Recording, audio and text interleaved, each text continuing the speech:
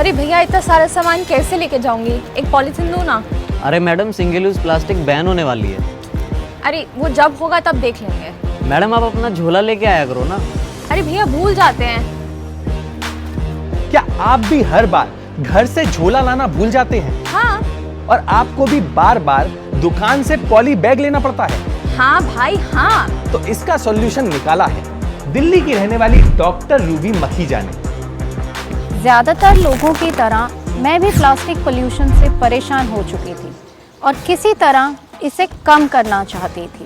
तो सबसे पहले डॉक्टर रूबी ने मार्केट में जाके लोगों से कुछ सवाल पूछे। मैंने पूछा कि वो घर से कपड़े के बैग क्यों नहीं कैरी करते, क्या उन्हें प्लास्टिक की प्रॉब्लम के बारे में पता नहीं है, क्या वो प्लास्टिक के बैग्स रिप्लेस करना चाहेंगे।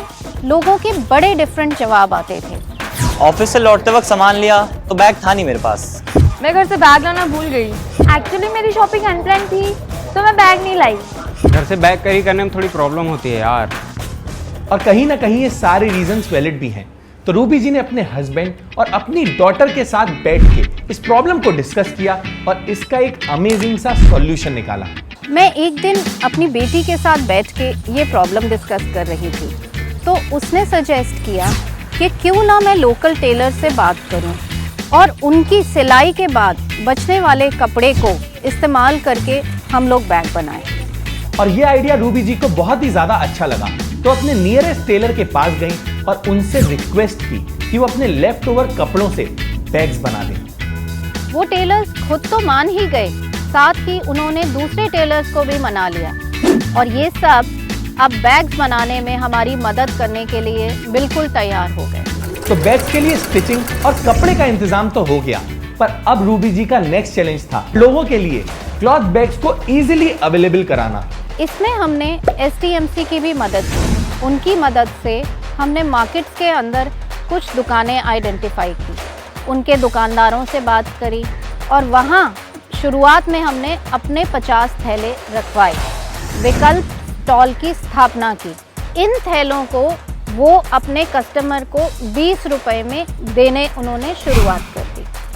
अब कस्टमर यहाँ से 20 रुपए में थैला उठाता है और कुछ समय के बाद अगर उसका वापस आना होता है उस मार्केट में तो वो उस थैले को लौटा सकता है और अपना 20 रुपए वापस ले सकता है। पर आपको पता कैसे लगेगा कि आपके विकल्प स्टॉल कहाँ पर हैं? तो हमने इसका भी उपाय निकाला। हमने एक QR कोड बनवाया और वो QR कोड प्रिंट करके हर थैले पे हमने सिलवा दिया। तो जब ग्राहक अपने घर थैला लेके जाता है और उस QR कोड को स्कैन करता है तो वो विकल्प के वेब पेज पे पहुंच जाता है। उसके ऊपर उसको सारे स्टॉल्स की लिस्ट और एड्रेसेस मिल जाते हैं। तो अगर अगले दिन आपको जिस मार्केट में जाना है आप उस लिस्ट में से विकल्प स्टॉल का एड्रेस निकालिए और अगर बैग लौटाना चाहते हैं तो वहाँ जा कर के लौटा दीजिए।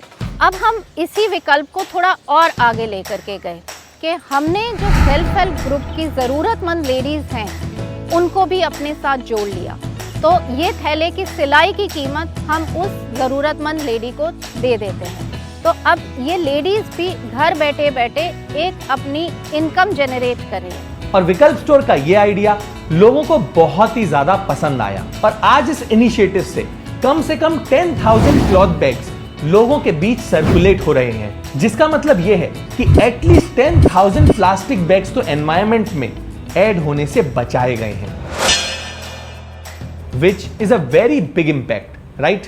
दुकानदारों को ग्राहक को अब मनाना आसान है क्योंकि वो ये कह सकते हैं कि ये बैग हम बेच नहीं रहे हैं, कि हम उधार पे दे रहे हैं। तो इसको अब आइडिया को लोगों ने बहुत पसंद किया और इसी प्रकार हमारे धीरे धीरे करते करते 73 विकल्प स्टॉल शुरू हो गए। Also it is very important to mention कि रूबी जी का आइडिया हमें बहुत ही ज्यादा अच्छा लगा, इसीलिए उनकी वीडियो बना के हम आप लोगों से उनकी स्टोरी शेयर कर रहे हैं। This is not a paid promotion. Ruby ji का ये आइडिया जिसमें वो प्लास्टिक को एनवायरनमेंट से कम करने की कोशिश कर रही हैं वो बहुत ही अमेजिंग है। अगर आप भी प्लास्टिक को कम करने के लिए कोई भी ऐसा इनिशिएटिव कर रहे हैं तो उसे कमेंट सेक्शन में जरूर मेंशन करें, क्योंकि जितने ज्यादा लोगों को इस इनिशिएटिव के बारे में पता चलेगा उतने ज्यादा लोग विकल्प स्टोर के क्लॉथ बैग्स को यूज करेंगे और उतनी ही पॉली बैग्स एनवायरनमेंट से कम होंगी। That's it for this video. See you next Wednesday. हम ऐसे ही एनवायरमेंट अवेयरनेस पे फिल्म्स बनाते हैं, तो अगर आप एनवायरमेंट को लेकर थोड़ा सा भी सीरियस हैं और उसे सेव करना चाहते हैं तो आप इको फ्रीक्स नाम के फेसबुक ग्रुप को ज्वाइन कर सकते हैं। इसमें हम ऐसे लोगों की कम्युनिटी बनाना चाहते हैं जो एनवायरमेंट के बेटरमेंट के लिए कुछ कर रहे हो। तो अगर आप किसी ऐसे को जानते हैं या आप खुद कुछ ऐसा कर रहे हैं तो आप इस ग्रुप में जाके पोस्ट कर सकते हैं सो दैट और लोगों को इसके बारे में पता चले। लिंक डिस्क्रिप्शन में मेंशन है। Thank you and take care.